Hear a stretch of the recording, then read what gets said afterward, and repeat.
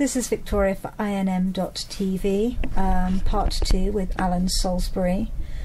Today we're going to be discussing solutions and Zecharia Sitchin and the Anunnaki, I guess, and what was the other things that you wanted to touch upon today? Well, I wanted to really simplifying stuff so people can see what's going on. It was something that the Druids used to say to the Romans. They said the only reason you write stuff down is so you can forget it. Yeah. And one of the most basic things in law is when you go, they say you have a hearing. It's called a hearing. Mm-hmm. And law is auricular. It has to be spoken. So you have hearings and speaking. Mm-hmm. That sounds very simple, doesn't it? Yeah. Okay, so it's because that means in order to speak and in order to hear, it means you're alive. Mm-hmm. You're living. What's happened is the dark sorcerers, or whatever you want to call them, and they've got rid of the auricular thing and rid of the hearing thing, although they still call it a hearing, and it's all got to do with papers and stuff that's written down. Well, when stuff's written down, if you write hello, how are you doing, on a piece of paper and then hold it up to your ears, you're not going to hear hello, how are you doing, because the paper is dead. Okay, it's that simple, it's dead. Yeah. And what they're dealing with in the courts is dead material, dead matter, because we're dealing with a death cult. Mm. Okay, and because everything is dead, it needs something to speak for it. Well, if you're going to speak for the dead, then that means you're like a sorcerer or a priest or a magician or working in a seance or something like that. You're speaking for the dead. The dead are being challenged through you. And so the death cult have this thing where they have something that's dead and it needs to have something that's speaking for it. In other words, the dead speaking. A corpse, and then something that's going to orate or do an oration for the corpse, meaning talking. So you've got death talking, corpse oration, a corpse talking, okay, corp oration. So yeah. By changing the whole world into corporations, that means everything becomes dead, which is why you are summoned to appear in a court, because they're going to treat you as dead. Yeah.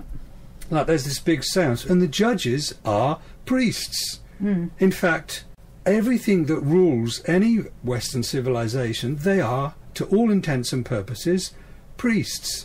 Yeah. That's why ministers, that's an ecclesiastical position, isn't it? Minister, Houses of Parliament, Westminster, Westminster, that is an ecclesiastic position. It's all priests. The bankers, the banks are high priests of Baal, and their banks look like temples, and they are temples. And when you go to your little ATM machine, that's a little shrine to Mammon, and you put in the numbers and you pray to Mammon and you hope you get some money out. Because most people, for the last, it's just under 1,000 years we've been living under this real satanic thing. Most people don't realise that they are in fact practicing Satanists, and that they are part of most people have no a death cult.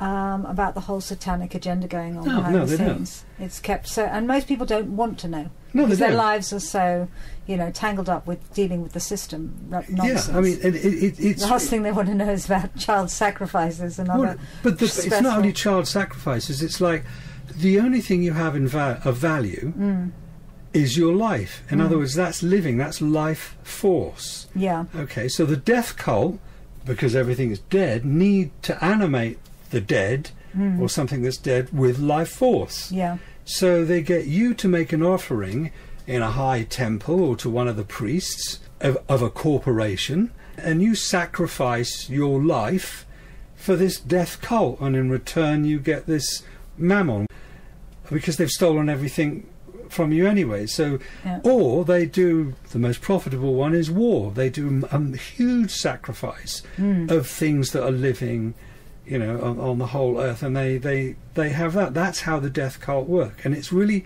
that simple. Most people don't realise that they are part of that death cult, and they are practicing or 5 days a week, 40 hours a week, or 37 hours a week, and they're sacrificing their lives to animate corporation, the death cult, to give their life force for it. I mean, it's like, imagine you're going somewhere and you're giving your blood, or you go to a vampire and you stick your neck out there and it's just sucking your life force out, just leaving you enough blood to keep you going over the weekend to come back for the next sort of set of sacrifices. That's what you're doing. You're giving life force to a death cult. Yeah. It's as simple as that. But how do we make people aware of that fact? Well, that's apart from the alternative media, which have been demonised to hell. Well, again, you know, if we get back to the Sitchin thing, which we've both read quite a lot, and I think the work is fantastic. I think it is really good. It really is good, but I kind of simplify it. Yeah. These Anunnaki were our parents. They created us. And what utter lousy parents they are. I mean, imagine having two parents like this.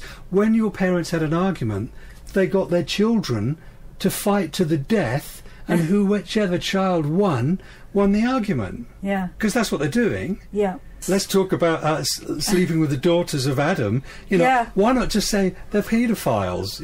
You know, they're just really irresponsible. And what's more is they kind of like, oh, we've got all our bastards running about. Oh, I know, what can it's all a bit of a problem. Oh, let's drown them. Yeah. So, you know, no wonder humanity is like it is. If you put it in perspective, we're just a bunch of orphan children who our parents then, after they drowned us and then kept us going for a bit more and having more wars and squabbles and all the other stuff and sleeping with us and a bit of the paedophile stuff. In the end, they got up and said, oh no, I've had enough of this, and they just left us here to fend for ourselves, saying only you guys are the special ones, you can look after it for us because you're part of our bloodline, you're more of our bastards than the other people there. And the reason I'm putting it in that paradigm, because that's the best way to look at it, is that, and this is the bit I'm interested in terms of the solutions, is that somewhere on the line, and it isn't written about these people, some of the children of these, you know, mankind, or whatever you want to call them, looked up and said, I've had enough of this, and they escaped. They left the people farms, which is what these ziggurat cities are with the agriculture and all the other nonsense. It's a people farm. They're being farmed for whatever gig these control freaks are into. But some people just left, and they kind of got their own scene together, and it was if they said, well, we'll just do the exact opposite of what these guys have done. And that is where I think the basis of Atlantis came about, because Atlantis, if we read what Plato says, Plato said that the Atlanteans, they were into two things above everything else. Firstly, the pursuit of virtue. Virtue was the highest thing that they had. That's the most important thing to the Atlanteans originally. And the second thing is they really frowned on property, having property. It was just like, you don't have stuff, you know, like to them, if you kind of shift the culture or the paradigm a bit, it's like a bunch of Native Americans or Native American Indians, I think they prefer to be called American Indians, is that they say, no, the earth owns you. And these people got rid of that. They escaped the people farm, and the earth, the Mother Earth, if you like, kind of accepted them, and they found some harmony. And let's face it, they probably nicked a bit of technology as well from the bastard parents who wanted to be called gods. The other one, I think we talked about it, you know, where it's written, I am a jealous god. There's a huge clue there. I mean, what kind of idiot has to examine their colon so closely that the penny doesn't drop when the Supreme Creator says, I'm a jealous God? I mean, don't they sort of say, well, what have you got to be jealous of if you created everything? Yeah. You know, you've got no competition, mate, so how can you be jealous? Or you're not really the guy that's created everything. You're a fraud. God. You're a complete fraud. You're another one of these bastards that's trying to get us to fight and kill each other again, just so you can get your rocks off. You know, and that's probably what they did. They really got their rocks off on that kind of stuff.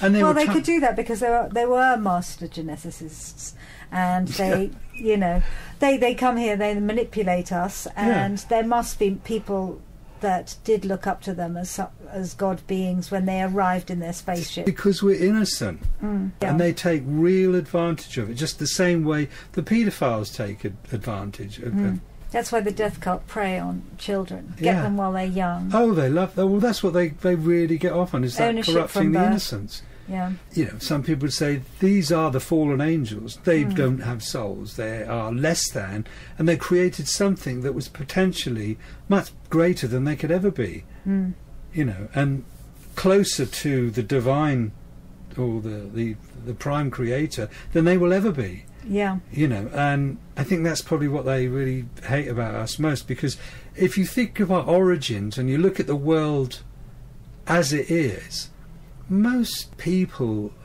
are basically good, honest, decent, hard-working people, and they don't really want to harm anything. Yeah. And it's only in their ignorance, because they don't really know what's going on, and if they did, they'd probably stop what they're doing. I mean, most people, if they took a walk around an abattoir, would probably stop eating meat. And if they had to do that themselves, yeah, they there's said, no way they would. Oh, this is your cow coming in now. Here's the blade, cut its throat, hang it up by that, and, you know. So, would you want to do it? No, of course you wouldn't. No, be vegetarian on the spot.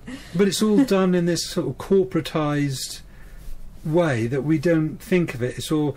I mean, we've got these cartoon figures of piggies all dressed up in outfits. Can you have your little piggies? Eat me.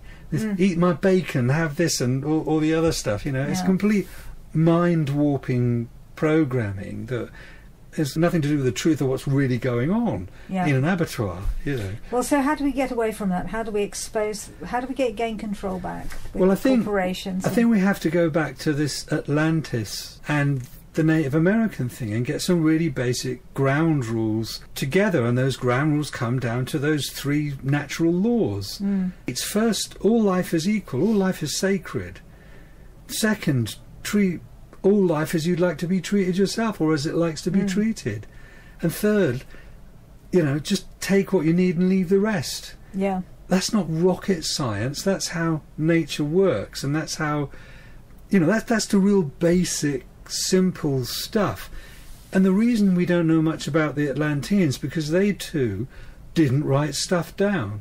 You know, you can imagine these people on the people farm sort of saying, I'm not going to write anything down at all, I hate these scribes, you know, I hate all these letters we're getting, in the same way that we hate the letters that, you know, we get, the tax bills, or people who are on the DWP, or hey, you've got to fill out your ESA 50 form, all this paperwork you've got, sign of nature and all that kind of stuff. We don't want these paperwork, because it's all dead matter that we animate, and we're taught to animate. We don't know that there aren't a lot more records from the Atlantean period. I mean, so much of our history has been hidden.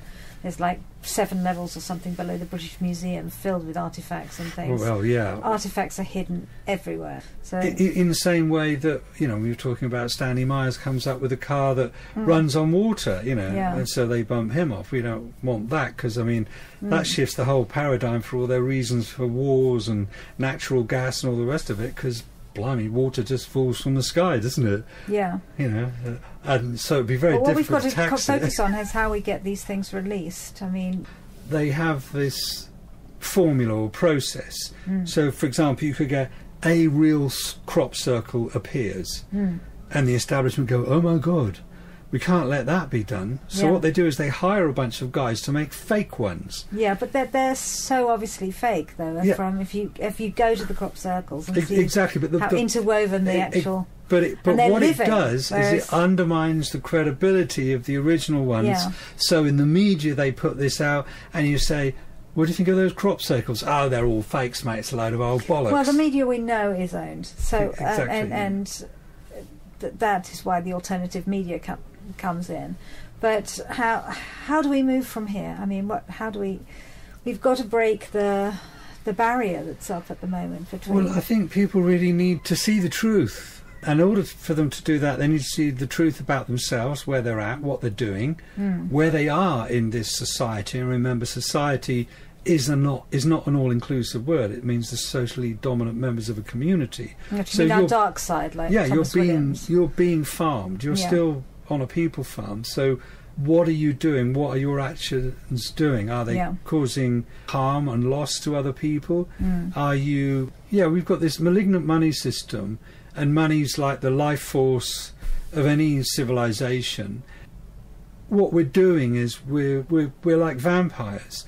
So you go into a shop and you buy something, and you expose your neck, and the guy sucks a bit of profit out, and that sustains him, and then you need to sink your fangs into someone else in order to suck a bit of profit out of them. And that's the way money works, because money is life force.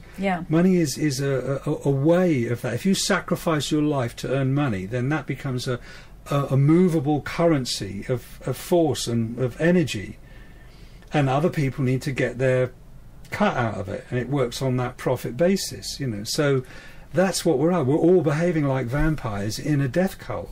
And most people who don't know, well, they're zombies. We're in a Hammer horror movie. That's what is really happening with vampires. Feels that way. There are zombies out there, and some of us are trying to be good vampires, and we don't want to suck. We just want to get by as little as we can, as vampire sucking, and just as much as we need, and we leave the rest. And I think that's a beginning, really.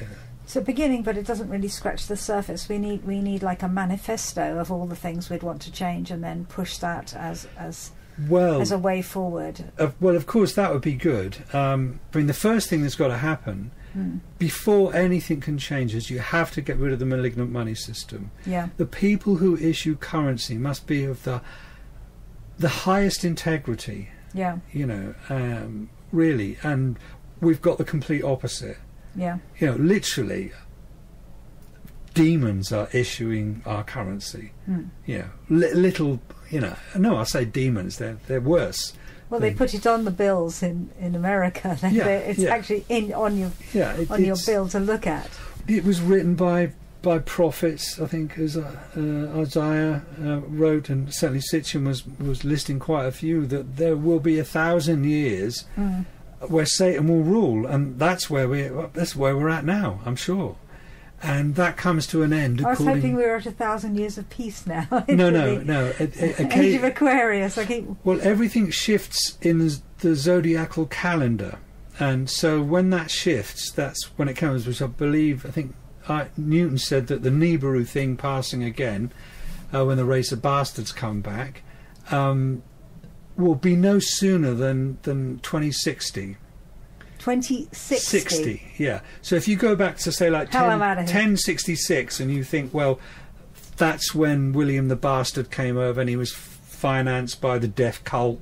Because remember, the death cults will call themselves anything. They'll call themselves Christians, they'll call themselves Jews, but just because somebody calls themselves something doesn't mean to say that's what they are, and it certainly doesn't mean that's how they're going to behave. But then if you're saying that nothing's going to change until 2060... No, I'm just saying that's according to Newton... Most people will give up all hope.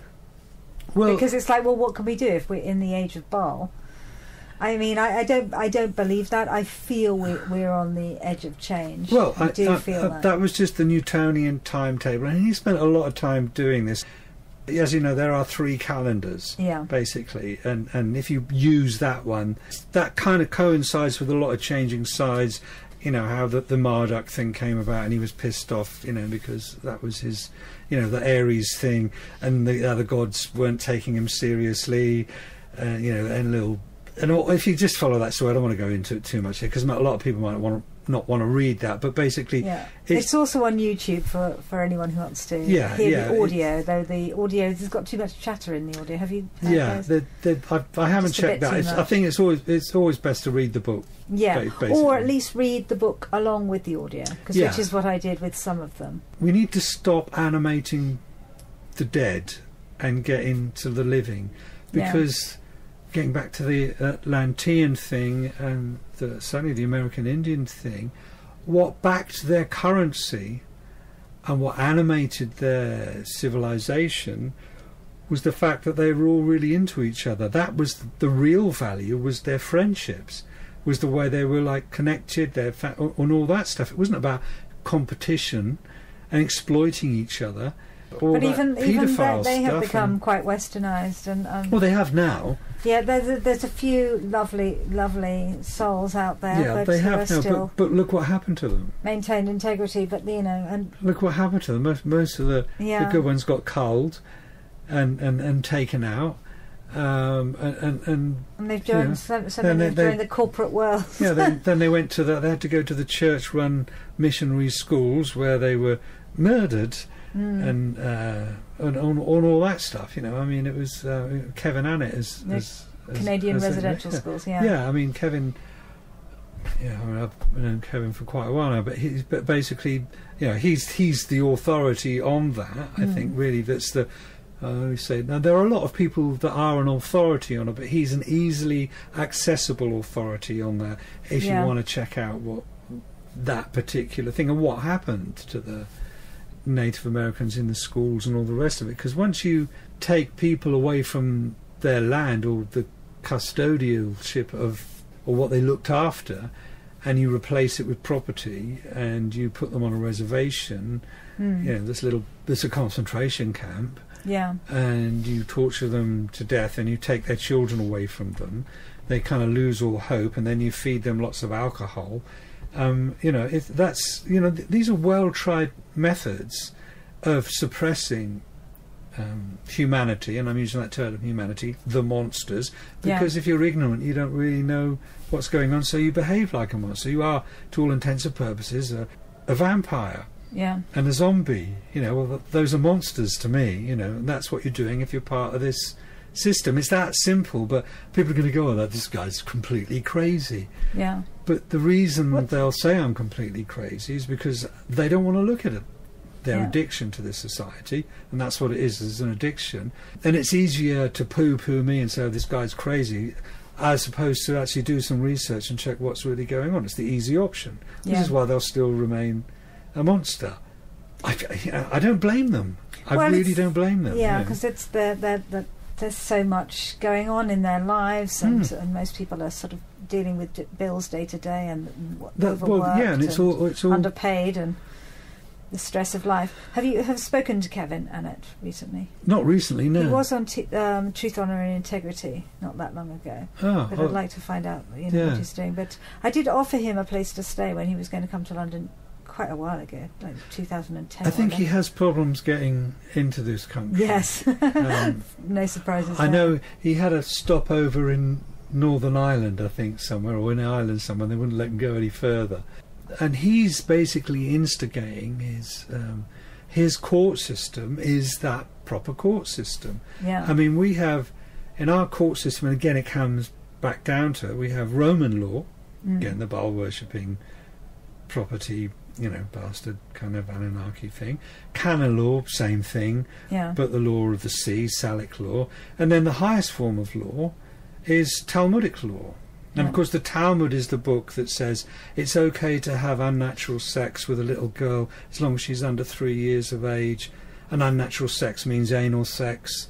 And just like you stick a finger in someone's eye, a tear will return, so will her virginity. Well, if you want to base your whole argument on being chosen on that you think that's okay, then I think you're particularly obscene and disgusting. Really. But a lot of people do, and they just say, I won't look at that bit. That's just, what do you mean you won't look at that bit? Because you're not looking at that bit now when we look at the Westminster paedophiles. Like the people that are supposed to protect us, the police, they're not wanting to look at that bit as well. And, the judges, they're not wanting to look at that bit. And the other MPs they're not wanting to look at that bit. Nobody's wanting to look at the bit. But also when they get paedophilia. to a certain level, they get compromised. They get taken to Well, they're only chosen because they're compromised. Yeah. That's the whole point. It's a reflection. It's a mirror reflection of what should be. And because it looks like it should be that way, people believe it, but it's the complete opposite. It's 180 degrees opposite. It's like you look at a reflection in the mirror and you think, that looks like me. It isn't. It's the complete opposite. Everything's the wrong way round. Yeah. And that's what they've created in their mirror magic. Basically, that's what we're living, is satanic mirror magic. Yes. Everything is the wrong way round. It's a reflection of what it should be. It's that simple. Yeah.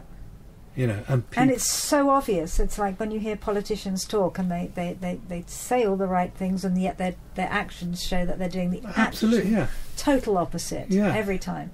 You know, I mean, it's Obama going to reduce the amount of people, the amount of numbers going to war, and then he immediately tripled it as soon as he got into power. And things like that. It's just like, but what do we need to do on this one is get back to looking at how we're going to find solutions. Well, the solutions is, first you get rid of the money system, and you get rid of debt in terms of charging interest, which means you wipe out.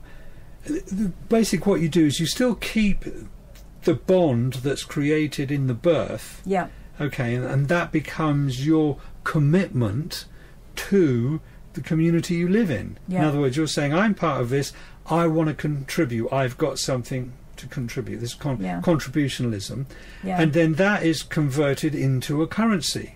But it's debt-free. Well, it's like Time Bank. Yeah, it's debt-free. Well, that's all it is. It is Time Bank. It is Time Bank. Because when all these cuts came in, my first reaction, and I did a little short piece in West End Extra saying, well, you know, you look out of your window and you can see there's a million jobs that need to be done. What you've got to allow is volunteer work, because that would actually mess up the system. If everyone's allowed to do volunteer work, the system's dead. Yeah, but the system won't allow you to do volunteer. No. It doesn't want you helping people. It doesn't want any of that division at all. And in the same way, control. it's like it doesn't want a cure for cancer.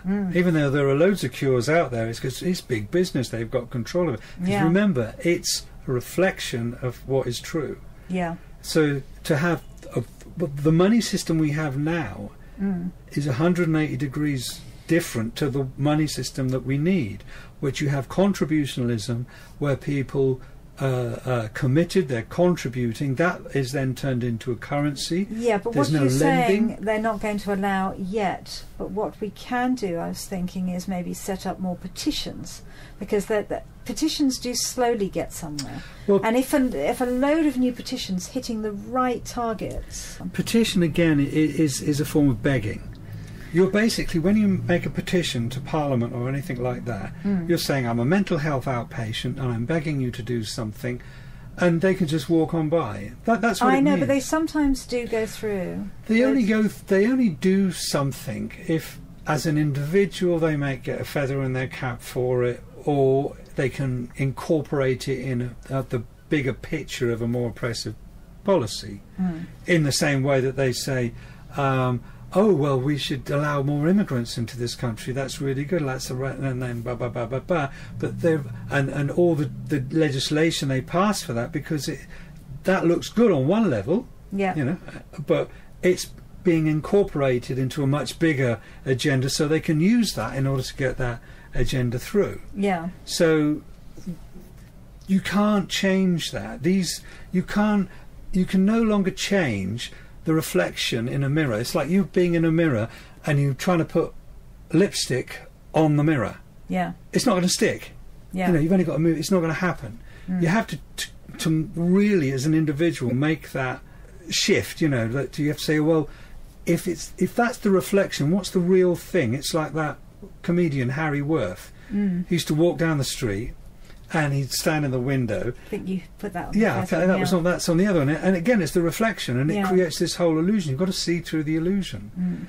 And so it's the contributionalism in the money thing, no lending money, usury should be outlawed, and because you've got that bond, you don't need to have any insurance. Yeah. Because that bond should cover everything. Yeah. It does cover everything. People, if you think your benefits... when people claim benefit comes from a national health insurance policy, it doesn't. It comes from the bond that was created at your birth. Bond. Yeah. You know, and the only reason you can't access that is because they've declared you a mental health outpatient and assume power of attorney over it. That's what a judge does. When he summons you to a court and gets you to be the name, he's transferred the liability onto you. Yeah. You know, so... Whereas what you should do is say, when people make these claims, like, as this penalty charge notice, well, you say, well, it's just a notice, so I'll rebut it. Goodbye. and then they take it to court, and then it goes to the court, and it says who's liable? Well, it's the name. Well, the name is Crown copyright. It's owned by the Crown. Well, then you're the judge. You're the trustee. Yeah. You know, you're acting as power of attorney for me because I can't act for myself. So you deal with it. Pay him off. There's plenty of money in the account. Pay him off. Yeah. But of course they're not going to do that because it's the reflection of because they want the control. Because they're the high priests of that. They're the malignant parasites. You're supporting them. They're parasites. So where are we going to go with the solutions that they are going to allow? Because nothing's going to change unless you change the money system. That's the first thing that's got to change. The rest of it will just get re-corrupted. And that's it. It'll be like this wonderful, innocent, like 60s thing, which was all contrived by the alphabet agencies, and although a lot of the hippies go, no, it wasn't. We really felt him, and you should have been there, and all the other stuff. And it's going, no, listen, you were conned, mate. You were hacked into, manipulated, and you were played for a bunch of mugs, and that's what they did. If there was any truth in it, the world would be a different place now, but you didn't. You sold out, guys. You just went to a few. The music was good. I love some of the music. Some other stuff was good. The drugs were nice. Maybe this, that and the other, but it didn't really change anything, did it? No. Right. And so nothing is going to change unless you change the money system. The money system is the lifeblood. It's like your blood being malignant, being leukemic. It's going to spread that cancer to every organ in your body. So it doesn't matter, like, if you look at that as the reflection. So every business that has money going through it, and all businesses have, has got that malignant currency going through it. So that's what messes it up. It's got to pay the interest. So I mean, that is where I've been looking at for a long time, is setting up some kind of time bank. Most of the time banks I've been connected with are all corporate owned. If you look into it, they're all corporate finance. Yeah, that's the way people think. So we need some kind of time banking system that's set up like you're saying with contributionism, that is separate. And is that going to be possible? Can people set those things up in their communities? I don't know, people and all the rest of it. I mean, it's taken me many, many years just to get where I'm at, to look at what's going on. And I'm, by no means, an expert on anything. I mean, I'm part of this messed up society. I've got my own shortcomings. I'm really messed up myself. I've got a whole load of baggage that comes with me, just because I don't want to sound like I'm something that's special and different or chosen, because I'm not. No, I know, but we're all special and different in our own way. So we've all got to come up with solutions, haven't we? So well, yeah. It only takes one good idea that kicks off. It doesn't matter who has it. Well, I guess the first thing that people need to do is to withdraw their time. Yeah. Right, so I'm not going to give the time of my life to this anymore, which means basically you're going on strike. Yeah. Right, so who's going to do that? How am I going to keep my family? How am I going to... And of course you've got all those that... But if something else snuck in, like, I mean, the People's Club that Thomas is doing, if that does get off the ground quickly, that would be quite an interesting way, because everything is open to view as far as where the money goes. But the other thing that we can do is start small community groups where we have better exchanges of stuff that people need, because we all have too much stuff. We need to stop this buying and propping up corporate interest. Belief is everything. Yeah. Because belief is the real currency. It's what people believe in, and people will believe more in what they're familiar with until it's completely gone, until it's collapsed. It's like you get up in the morning, stick the keys in your car, it starts, and you don't think about it, you don't give it a second thought, it goes, and then one morning it's click, click, click, click, click. Doesn't work. Now you've got a problem. Then you think, oh, should I get another car? Then blah, blah, blah, blah, blah. Why should I rely on this? The whole thing. It's that times a million.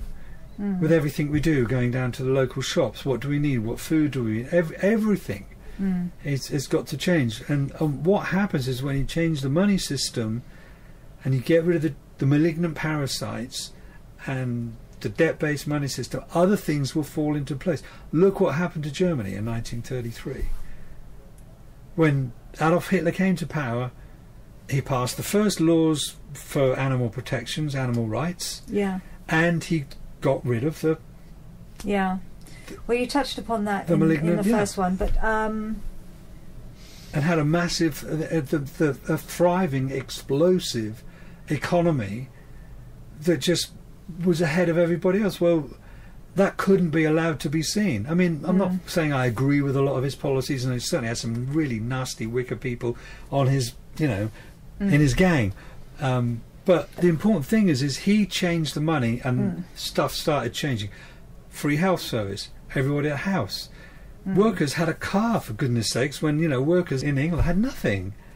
They subsidised holidays abroad, cruises.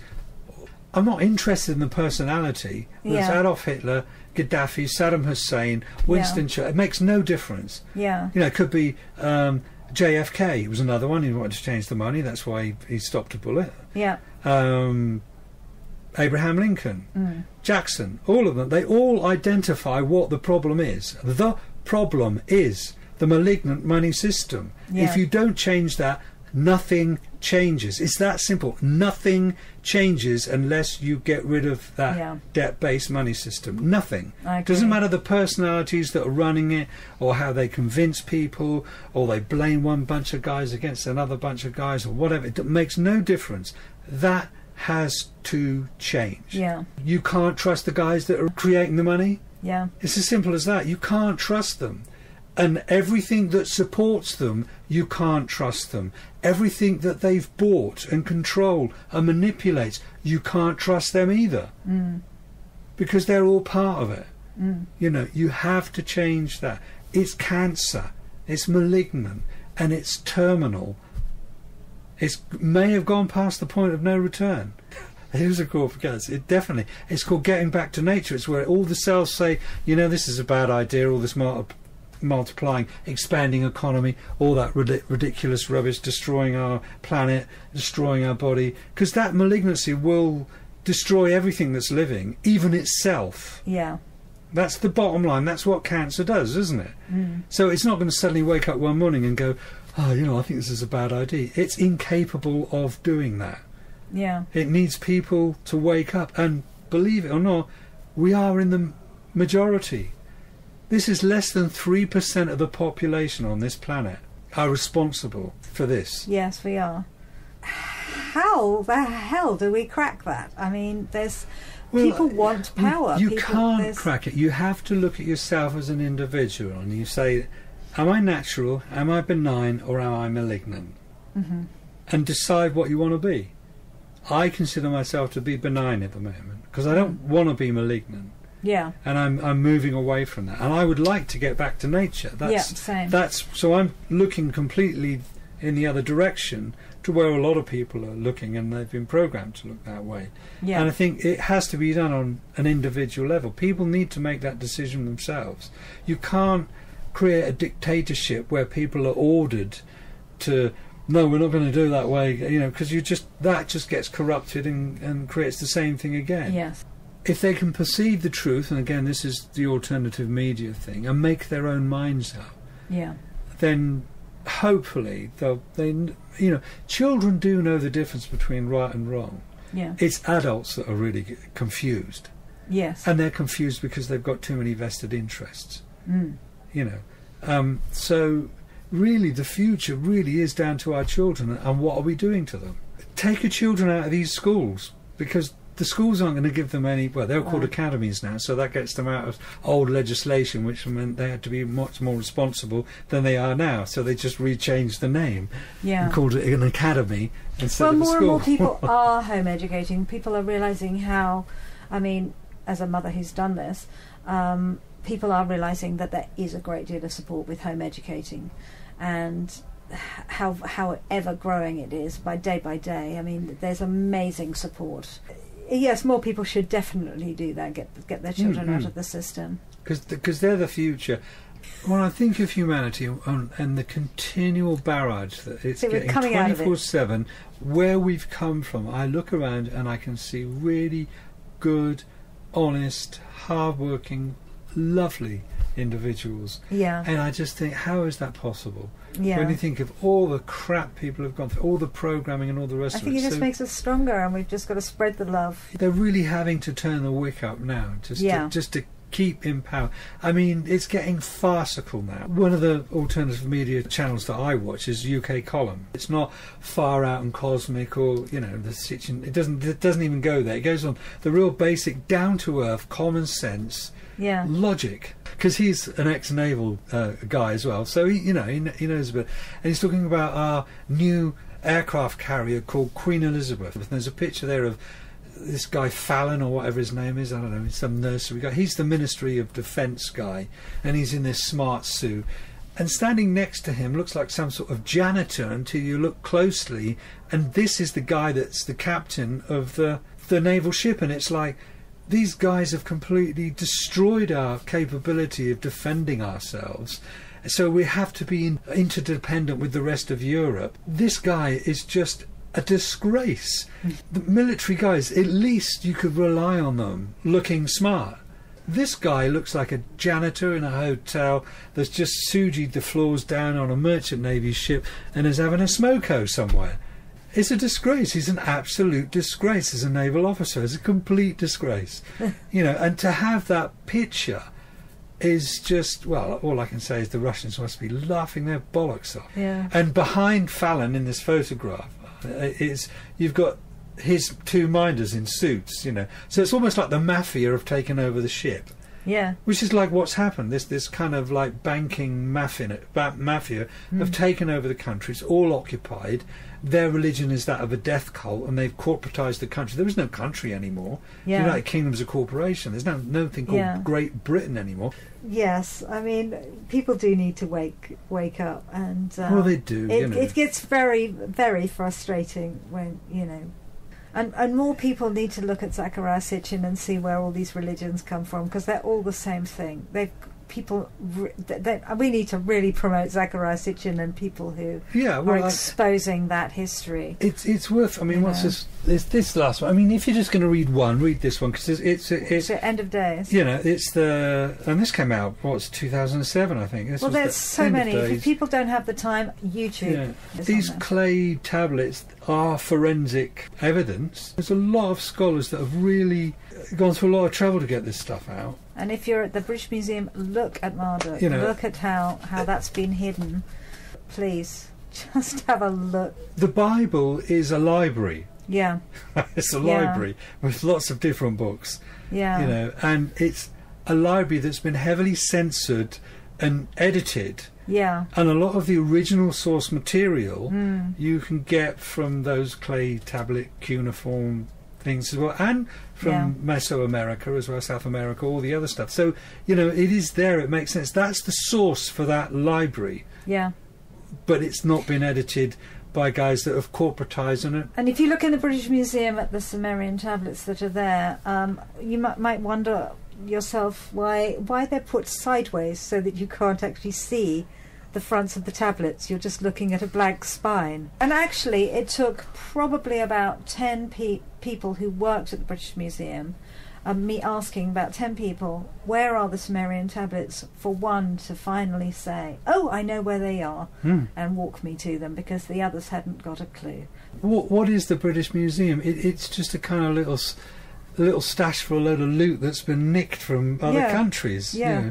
All hidden below ground. Most of it's hidden, it's a nice little stash that's hidden below. I don't know who owns it. Well, we know who owns it. The banking cartel, they own everything.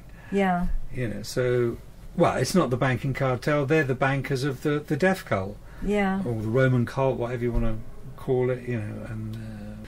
So, I suppose we need to wrap it up. Yeah, unless there's any last words. I'd also promo the UK column again, just for what's in the media now. If you want to read the media now, by all means read your normal gutter press things and all the other stuff, but look at the UK column as well. Yeah. And then get some sort of balance out of it. So, maybe because if you look at both, then you'll see the balance, and then you'll see just exactly where the mainstream media are at. Because remember, the alternative media isn't making a lot of money. It hasn't got an agenda. That's not what it's doing it for.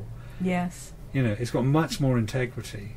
Yes, I agree. So if you look at the mainstream media, balance it out with the alternative media, and then make your own mind up. Yeah, that's the simple way to do it. Anyway, so Alan, thank you very much for being here today. This is Victoria.